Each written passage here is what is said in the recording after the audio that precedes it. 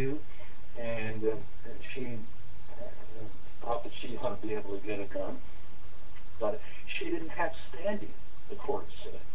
The only person that finally was allowed to bring the case because he had standing was Dick Heller, because one of his attorneys didn't even agree with the guy that finally took the case to the Supreme Court, but one of his other attorneys had said, Dick, go down to City Hall and ask to get a license.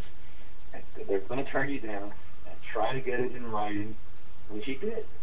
And he did get it in writing, and he was the only guy that had standing. Now, those are all the hoops that you've got to jump through in order to bring a case before a court. Where does Mexico have standing? In the United States law, under our Constitution, if they want to bring a case, it would seem to me they would have to go to the Supreme Court to start with, and the Supreme Court would say, well, you don't have any standing because we don't have jurisdiction regarding you. You're not part of the United States. Have a nice day. Get out. Let me ask you another thing here. You and I have both been attacked. I've got the whole link up on my website about this NAACP thing, and they put you and I up there along with a few other people to try to influence or demonize the Tea Parties. Now, I've had that done to me over the years, many times, by the ADL, by Southern Poverty Law, and now by the FBI, and now the NRA. I'm sorry, the NAACP. Now, I called some attorneys here in Arizona to talk to them about suing this, possibly the newspaper, the NAACP, whatever this foundation is, and the information that they got from Southern Poverty Law. I mean, isn't this demonization process that they've done to you, to me, to Joe McCarthy, to even to Ron Paul to some extent, trying to make him wacky because he supports the Constitution? Why can't we take them to court? Why can't we make them, if they're making allegations that I'm a racist, when I've had 3 black men on my show, when I've had Jews on my show, when I've had Muslim terrorists on my show, why can't we take that to court? Well, first of all, I think the accusation is, consider where it's coming from. It's out of the left playbook. It means that since we don't have an argument that we dare make about our socialism, our Marxism, we've got to engage in the politics of personal destruction. If they're making that argument against somebody, it means that person is having an impact, and the only way we can try to neutralize them is through the politics of personal destruction. So I look at it as a compliment. When you consider the source, that's all they've got to say. And in fact, they themselves, when you think about it, really are the ones who are racist. They look at everything in the terms of race. They don't look at things in terms of people trying to be free from government and to accomplish the American dream in their own lives. That's not of interest to them. They want to have people in one group pitted against another group. It's out of the Lewy playbook. It's out of the Marx playbook. Divide and conquer, the oldest maxim in warfare. Divide and conquer. That's why it's well, I'm a Republican. Well, I'm a Democrat. Well, I'm a liberal. You're a conservative. You know, they've just clouded the whole thing. I mean, we're Americans, aren't we, folks? We're free. We love freedom and liberty. I mean, that should be what unites us, and we're not. It's not. Exactly. And what's happened to me, Larry, this has had a definite impact on my income. They've destroyed my advertising. They bought property from me and taken it away from me that we were supposed to be building communities on. They've gone to stockholders and use this kind of information that they put out to squelch $250,000 deals. Well, there's a lot of people that just don't want to get involved in controversy.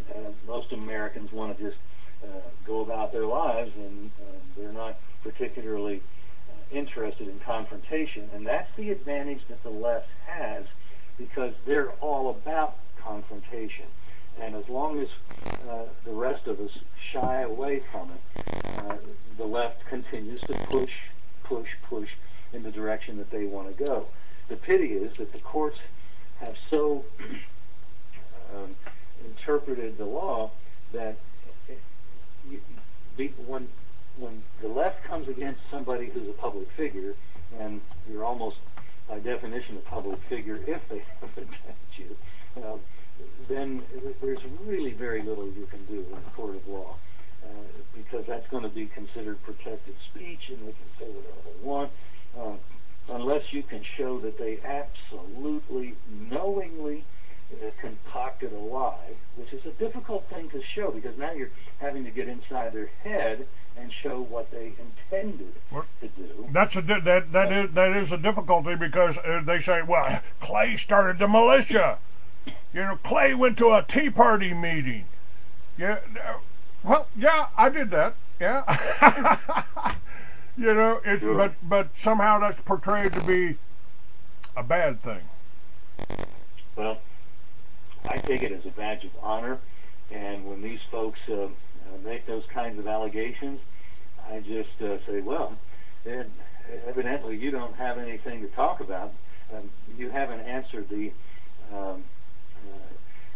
analysis that I provided, that what you're doing is right out of Karl Marx's playbook, and that you're actually interested in controlling the lives of individual Americans. You're not interested in benefiting people, you're interested in controlling people. When the announcer introduces my show, he says, and remember, it's not just about gun control, it's about control. And that's really what we're talking about. These people want to control us because they think they know better, much better than we. And we actually are kind of dangerous if left alone. We're larcenists. We've stolen all this wealth. You know, and we need to be disciplined by Big Mama. And boy, are they ever doing it in the airports. We're the enemy. We're the guilty. We're the suspects. And so citizens have been converted into suspects, and whether it's trying to get on board a plane, or whether it's just trying to work to promote freedom in the country, that makes you a suspect, and you've got to be dealt with very severely. You still flying all over the country? How you feel about TSA? They doing a good job keeping us safe? Well, I fly so often that I've twice been pulled out in the last couple of months, 3 months, for and probably randomly for the X-ray. And I said, look, I would rather be fondled than I would irradiated.